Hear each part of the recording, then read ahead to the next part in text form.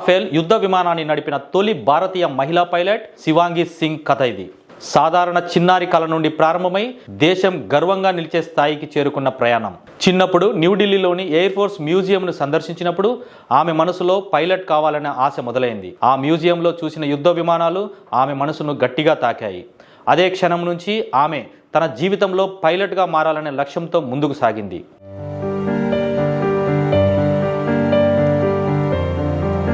భారత్ వైమానిక దళం 1995లో మహిళలను నియమించడం ప్రారంభించిన 2015లోనే యుద్ధ విమానాలు నడిపేందుకు అనుమతించింది. ఈ టైంలో శివాంగి లాంటి మహిళలు తమ కలలను నిజం చేసుకునే ప్రయత్నం చేశారు.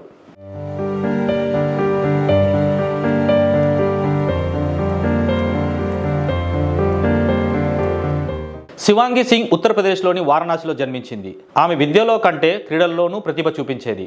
కుటుంబం నుంచి వచ్చిన ప్రోత్సాహం కూడా ఆమెను ముందుకు నడిపించింది.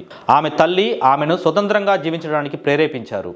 శివాంగి భర్త కూడా ఫైటర్ పైలట్ కావడంతో ఆమె ప్రయాణంలో మరో మద్దతుగా నిలిచింది.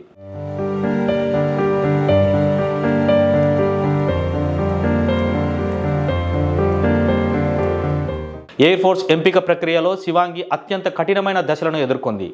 రాఫెల్ విమానం నడిపే అవకాశం పొందడానికి ముందు 2020లో ఆమెను ఫ్రెంచ్ బోధకులతో సిమ్యులేటర్ శిక్షణకు ఎంపిక చేశారు.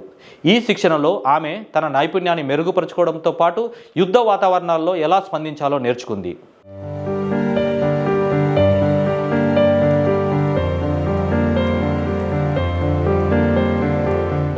మొదటిసారి MiG-21 ఫైటర్ జెట్ నడిపినప్పుడు ఆమెకు భయం కలిగిందని, కానీ ఆ అనుభవం ఆమె నైపుణ్యాన్ని మరింత బలోపేతం చేసింది. విమానం పట్ల పూర్తి నియంత్రణ కలిగి ఉండాలంటే ఎంత నిగ్రహం, సమయబద్ధత అవసరమో ఆమె బాగా తెలుసుకుంది. ఇప్పుడు దేశంలో లక్షలాది యువతులకు ప్రేరణగా నిలుస్తున్నారు. 2023 నాటికి భారత వైమానిక దళంలో 1600కు పైగా మహిళా అధికారులున్నారు.